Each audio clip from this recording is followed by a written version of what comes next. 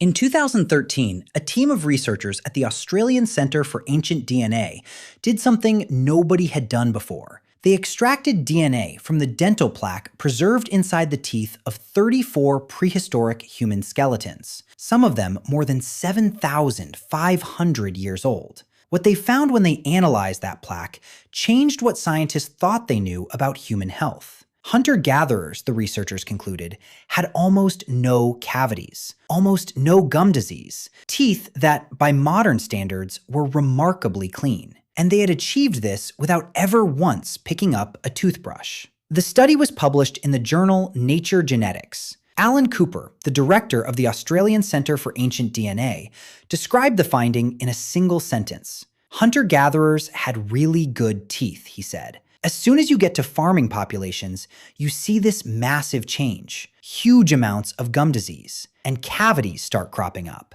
That sentence deserves a moment, because what Cooper was saying is that the invention of agriculture, the development that most people consider the foundation of human civilization, was also the moment human oral health went off a cliff, and it has never fully recovered. But here's what makes this even stranger.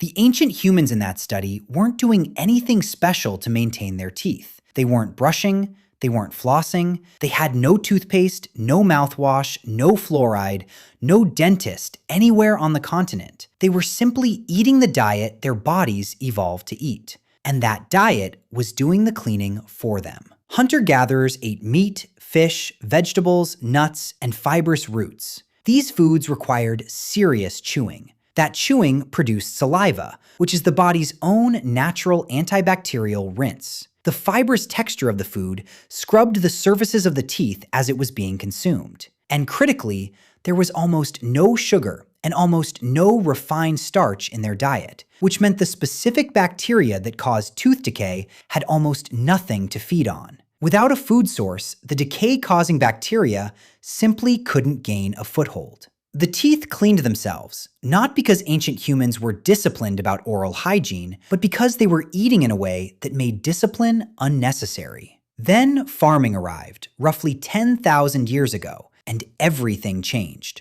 Grains, wheat, and carbohydrates flooded the human diet. Sticky, starchy foods clung to the surfaces of teeth and gave cavity-causing bacteria exactly what they needed to thrive. Cooper and his team found that as the diet shifted, the entire bacterial ecosystem of the human mouth shifted with it. Species of bacteria that caused tooth decay and gum disease became dominant. Species that protected the mouth became less common. The change was dramatic, and it was permanent. And then, roughly 150 years ago, during the Industrial Revolution, it got dramatically worse. Processed sugar became cheap and widely available for the first time in history. Refined flour replaced whole grains. Soft, processed foods replaced the fibrous, chewy diet that had kept teeth clean for hundreds of thousands of years. Cooper's research found that this second dietary shift produced another massive spike in decay-causing bacteria, and that the composition of the modern human mouth is now fundamentally different from the mouth of a hunter-gatherer who lived 10,000 years ago. But teeth were only one part of how ancient humans took care of themselves, and what the archaeological record shows about the rest of their hygiene is almost as surprising. Humans have been grooming since before recorded history. Archaeological evidence shows that humans were removing body hair as far back as 100,000 years ago, using two shells pressed together as primitive tweezers to pluck hairs one by one. Researchers believe they did this partly to reduce lice and parasites, and partly because wet beards in extreme cold could freeze and cause frostbite. The oldest stone razors, sharpened flint edges used to scrape the face, date back at least 30,000 years. Ancient combs made from bone and wood have been found across archaeological sites worldwide, some dating back more than 5,000 years. In ancient Egypt, preserved travelers' boxes have been discovered containing combs, pumice stones, and eye paint, evidence that personal grooming was considered important enough to take with you on a journey. The Romans took hygiene to an institutional level. Roman public bathhouses, called thermae, were not luxury facilities. They were part of daily life. Citizens visited them regularly, scraping their bodies clean with a curved metal tool called a strigil rather than soap, then rinsing off. Soap existed in the ancient world, but Romans considered the strigil more effective. The Egyptians were perhaps the most hygiene conscious of all ancient civilizations. They bathed regularly, used scented oils on their skin to protect against the sun, and shaved their heads to prevent lice. The earliest known toothpaste recipe, found on an Egyptian papyrus dating to around 400 AD,